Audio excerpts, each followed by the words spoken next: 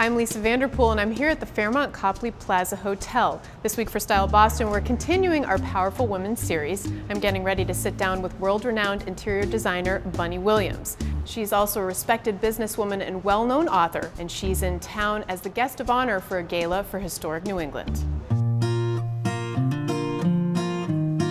So, Bunny, first off, thank you so much for agreeing to chat with me. Can you talk about kind of how you got started using older and newer things in your design work?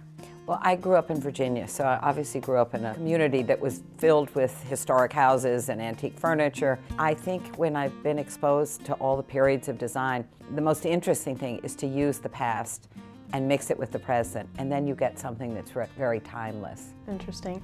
And I know you're married to an antiques dealer, John, so do you two have a similar aesthetic?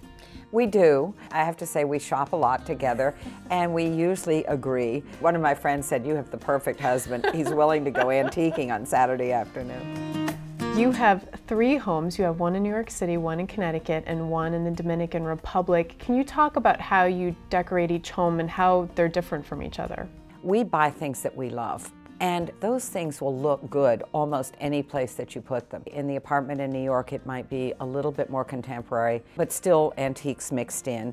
The house in the country is much more traditional. It's a New England federal house, and I did it 30 years ago, and I really haven't changed it that much.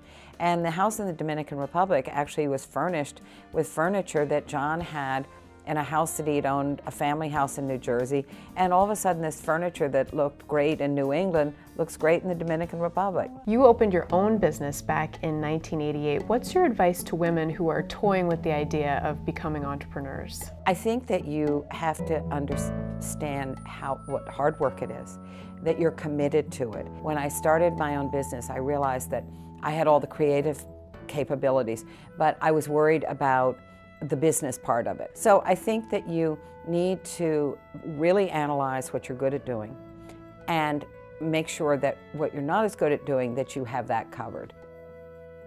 Do you think it's easier today than, say, 20 years ago for women to get to the top in the business world? I have to say, in my business, it's easy. I'm in one business that it really doesn't make a difference. I'm very fortunate. I still think it's harder for women in law firms and banks. I do think there's a glass ceiling. So now we're going to switch gears and do something kind of fun. We're going to do our Style Boston 5 faves. What's your favorite movie? Indochine. What's your favorite meal? My husband is an extraordinary cook. His New England pot roast, his cheese grits souffle, and a big dish of his roasted root vegetables is probably about as good as you can get. What's your favorite leisure activity? Gardening. And what's your favorite book? I love Edith Wharton, and I love The House of Mirth. What's your favorite piece of clothing? I have a coat that's a copy of sort of a Balenciaga coat. It's bright blue with black polka dots on it. Well, Bunny, thank you so much for sitting down to chat with me today. I appreciate it. Well, thank you so much for asking me. I've enjoyed it. Good.